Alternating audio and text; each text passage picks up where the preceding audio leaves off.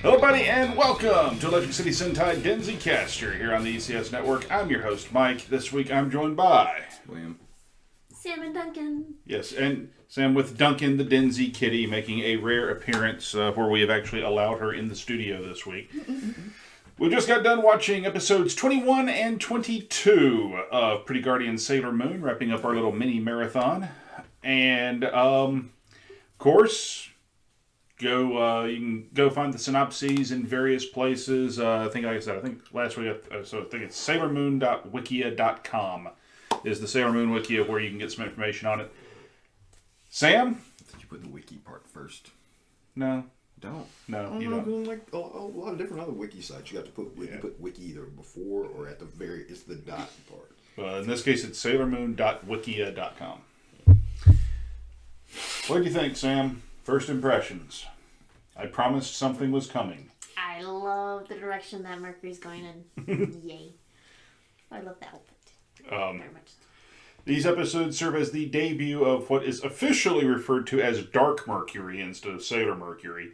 Although there have been different fan versions, like some people call it Dark Sailor Mercury or Sailor Dark Mercury or Darkury, which just sounds weird. Let's just go simple and sweet, Dark Mercury. Yeah, Dark Mercury is the official name. Okay, we'll go with the official name.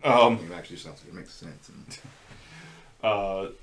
So that's the biggest leg is Dark Mercury. Yes, I love her. Just, yes. Well, that and the reveal at the end of the second episode. With Zoisite. Zoisite, Momoru. Yeah, being in, well, or at least an apparition of it. Apparition of Zoisite. Of Zoisite being... I was just happy to see Zoisite again, because I've actually I was a fan of Zoisite. Okay, I've admitted this several times before. Right, you have. So, there's that. I always thought he was like the best one of the not the big bads, but like the generals. Yeah, the best one of the generals. Dark Mercury is what kept me watching this series when I watched through it the first time. I lost a bet. That's how I wound up watching Pretty Guardian Sailor Moon in the first place. And I was about ready to renege that bet by episode 20. And I watched 21 and I was like, oh, well, this is interesting. And so it's kind of what kept me around. What a twist. Yes. The thing that interests me the most about it was it's not a just trite BS in and out sort of thing. It's not she turns at the end of one episode only to be redeemed at the end of the next episode. No, she's Dark Mercury, and after 2 episodes, she's thus far staying that way. She resists Sailor Moon's healing powers. She brainwashed the entire class. Yeah, she brainwashed the school, so she could still go to school. She manages to hold herself up against Sailor Moon going Super Saiyan. To an extent, you see She pops out a little bit, and then what's his name saves her. Says, "No, don't look into the light." Yeah, basically, but it's just like, no, we gotta go. But they illustrate how powerful this energy wave is. This is at the end of episode 22, when the monster, the Yoma, that is draining energy off of Mars and Jupiter is destroyed simply by the shock wave. And yet, it doesn't take out Dark Mercury. It just has kind of like a ripple on her, and then suddenly... Is that Nephlite that jumps in, or Zoidite? Zoidite? No, it's Zoid. No, yeah, it starts with K. No, it's Zoid. It's Kunzite. It's Kunzite. It is Kunzite. It's Kunzite. Kunzite, yeah. It's Kunzite that jumps in. It's just like, no, bitch, be going. We gotta go. So, we know that Sam loves the look and design of Dark Mercury. What do you think of her look visually? I'm not a fan of whatever that is on the front. It's a butterfly. You sure about that? No. Thank you. Because I was just like, I don't know what that is. I was like, I do like her look. I do like the okay, we're gonna speak to exactly how much of an art nerd I was at one point in time, and still kind of am. I like the way the blue and the accents of black that are in the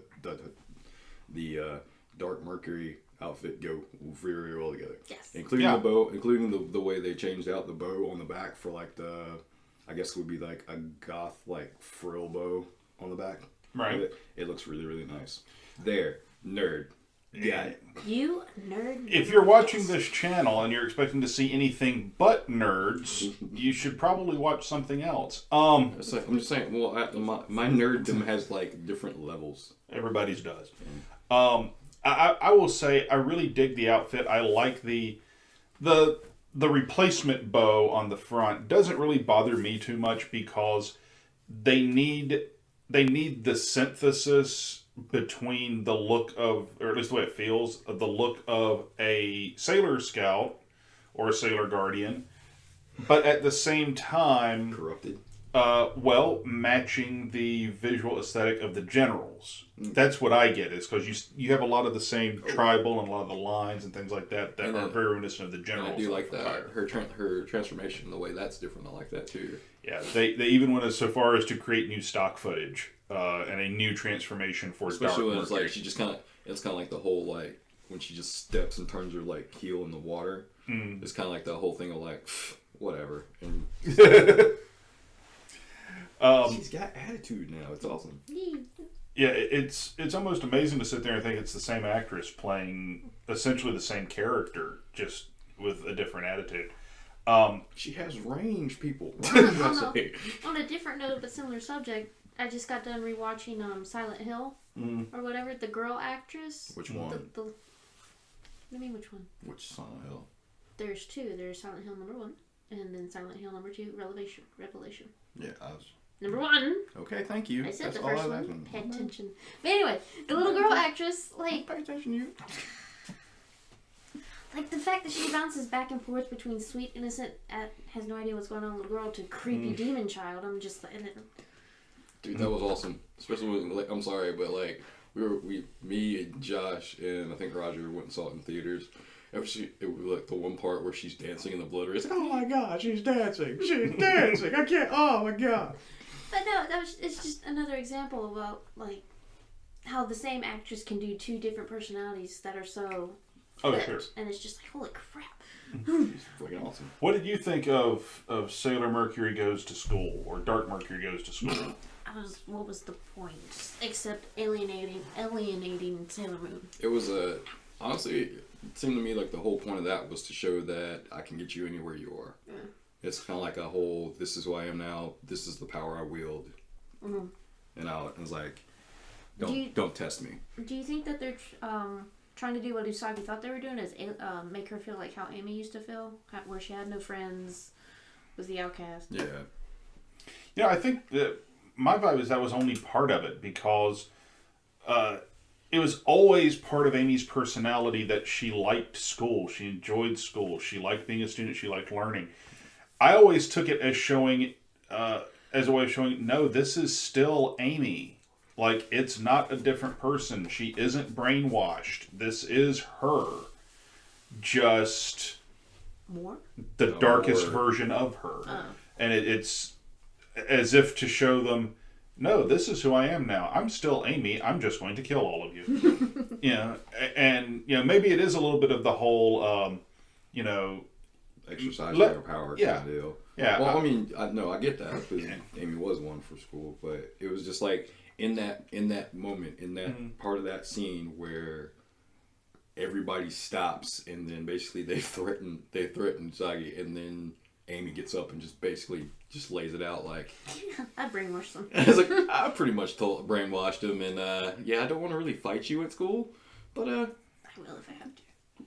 Just basically watch your back. Yeah, don't let your guard down. The actress does a really good job of actually being menacing. Which, of all this, if you were, hypothetically, you're writing the Sailor Moon live action TV show. Mm-hmm. If someone in that writer's room said, what if one of the Sailor Scouts got turned evil? It wouldn't be Mercury. It wouldn't be Mercury. I would disagree with both of y'all on that. I would have picked. I mean, the obvious choices are Mars or Mars or Jupiter. Yeah. So, but if you're going for shock value, take the least likely character, I guess, then guess Mercury. No, it was like I don't think it was more like shock value. It was more of they'll see this one coming. They'll see them. They may not see this one. They definitely they definitely might not see this one. When I say definitely might see, like, because Venus you probably wouldn't pick Venus, right? Or you would pick Venus if that would be definitely for shock value. Mm-hmm. Mercury would be the person that you would pick for, like, they won't see it coming, but the people that do see it coming, they'll be like, oh, fuck, I can't believe they did that. Yeah, I like the story they told to get her here because it's not something that you see a whole heck of a lot of in tokusatsu in general. At least not from the early 2000s. Turn? Well, no, heel turns were common at this point, folks, but not something, and probably not something aimed at this audience, which is going to be a slow burn evolution. If you stop and think about it, pulling the curtain back a little bit, we've watched 6 episodes back to back to back, basically, just breaking long enough to record these episodes in every two episodes of Sailor Moon. And this is a slow burn that we have watched now develop over like 8 episodes. They were playing the long con through this, the slowly but surely making Amy more and more separate and putting her more and more away from the rest of the team is something they've been doing for a minute, and here's the payoff. So I really like that. Oh man, now that you mention that makes that there's one scene to me that makes perfect sense. That was like several episodes ago. What? Yeah. When she was in the when they were all in the, I guess we'll call it the clubhouse. When they were all there and everybody's like going through like these different plans, and Amy's just kind of like sitting off by herself, and then comes up with a plan by herself, and they just kind of like look at her, and they're like, you know, that could actually work. And it was the one time in that one scene that they paid attention to her was when she chimes in with something. And I was just like, why did that strike me as odd? Then. Yeah, because it struck me as odd then. I was like, I mean, she is a member of the team, and in the series, she was actually a pretty integral member of like the team. And like, right, and then suddenly she's like, she seems just kind of there. Yeah, in the anime, as I remember it, she was always the brains of the outfit and was, more often than not, almost like the de facto second in command. Yes. Whereas here, that role probably as the de facto number 2 probably falls more to Combination of Jupiter. I would say it falls more to Mars in general. Yeah. So, anything we didn't like? We know what we liked. We like Dark Mercury. And the Denzi kitty is exploring some of the other sets here in the room, and apparently has found some things she's allergic to. I'm not sure. Anything Sneezing, it's rather weird. Such a cute sneeze. Anything that you didn't care for out of these episodes? I don't know. Because I heard you slowly but surely punching holes in things. Yes, I don't know if we were watching too many at one time, because I started doing what I do to his other shows and was questioning what was going on. Yes, good. So, Tuxedo Mask supposedly has amnesia in every aspect that he's ever been in. And then a couple, like during the Valentine episode or before that, sometime today, he had a flashback of when he was a kid with his fiancée. Mm-hmm. Didn't notice it then. And then now he's like, maybe I should just forget about trying to remember my past. And it just brought up the whole... And she says... She seemed upset by that. Well, she even says, is it okay for you to marry me if you can't remember proposing? I love this girl. She's and that whole thing, but no, when he makes the comment, maybe I should just forget about trying to remember the past. She literally had this look of like, oh, okay, like this very disappointed look that he would rather forget everything than try to remember. Because I'm guessing there's some reason why he did what he did as far as propose to her, and I think she wants him to remember that at least. I was about to say, Hina so far just seems like an all-around good person. Like, she's... I think, but it was the whole thing talking about, like, she could just be any person if you just really got amnesia. Yeah, if it's amnesia, but it seems like when you said that, when you said that, and he said what he said, and she had this, like, just extreme look of disappointment on her face. I'm just like, maybe she wants him to remember something. So, and then one other thing, what was it? Oh yeah, during the transformation scenes or whatever, when Sailor Mercury, Mars, the little girls, not Moon anyway, when they transform, they start out with their fingernails changing colors, and then it just occurred to me, hey, wait, they wear gloves, so what's the emphasis on the nails? Which is the point I reminded her that the same thing happens in the anime, so you're going to have to ask the folks who did the anime first. I haven't seen the anime in years. Because that's something they wanted as much as they could from the anime to wind up translating over. So there's that. Another feline has entered the studio now. And it is apparently like a party now. Anything that you didn't care for, Will? Actually, in this episode, in these two, yeah, not really. I thought the whole brainwashing the entire school was a bit much. But other than that, oh no, because I can kind of see it. She's the popular kid now, and the only way to do that is to brainwash everybody. Well, I think it's more or less well, yeah, I can see that. But I thought it was more of kind of a this is a drastic change. People are going to notice that I've changed. Let's just go ahead and nip that in the bud right now. Yeah. That kind of thing. I kind of saw it as alienating Usagi, because she oh no, there's that too. Yeah. There's definitely I'm gonna take everything from you. So me personally, there's not much I dislike out of these two episodes. As I said, these are the two episodes that made me sit there originally and go, maybe this is going to be different after all, because the differences between the source material and the live action show up to this point are fairly slight. A character tweak here, a location change here. Hina being the most drastic change because it's a totally new character with a different interaction. But beyond that, there's not that many shifts, realistically. This is the first big one.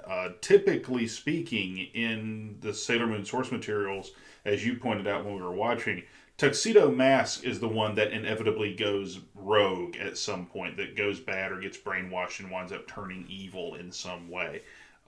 In this instance, it's not. It's Mercury, and that's a really drastic change. It almost, when I first watched it, I was like, oh, this is the Green Ranger. Now the Sailor soldiers have to fight one of their own. It works. So instead of it just being a general or tuxedos, the decision to say that Tuxedo Mask was indeed a Sailor Guardian didn't come until much, much later in the mythos. So it works, man. Yeah, it doesn't work. What are we looking forward to? More of this. Yes, it's yay. And more of my questioning nature rubbing off on Sam. I think we just watched too many in a stretch, okay? So, folks, I think that's pretty much it for this, because Dark Mercury is awesome. So, folks, until next time, if you want to help us out here at the ECS Network, don't forget to, number one, you like the video, give us a thumbs up. Didn't like it, give us a thumbs down, that's fine. Just leave us a comment, let us know why, let us know what you think, not only about our show, but about these two episodes of Pretty Guardian Sailor Moon. And also what we can improve. Absolutely. Feedback is good. Also, don't forget, if you want to help us out, you can jump over to cafepress.com/ECS Network or to patreon.com/ECS Network. In both of those places, you can help us out by either picking up some cool merch, like t-shirts, or by leaving a tip in the tip jar, so to speak, over at patreon.com. And don't forget to visit our Facebook page, facebook.com/Denzicaster. There is sort of an ongoing poll over there right now to help figure out what in the world am I going to watch next on Denzi Blitz. Right now I'm watching Uchu Keiji Shider. You guys are going to pick what comes next. The cat is trying to get into our closet now here in the studio, and it's amusing as all get out. So before the cats demolish the studio, folks, until next time, I'm Mike. Will. Sam. And we'll see you on Denzicaster.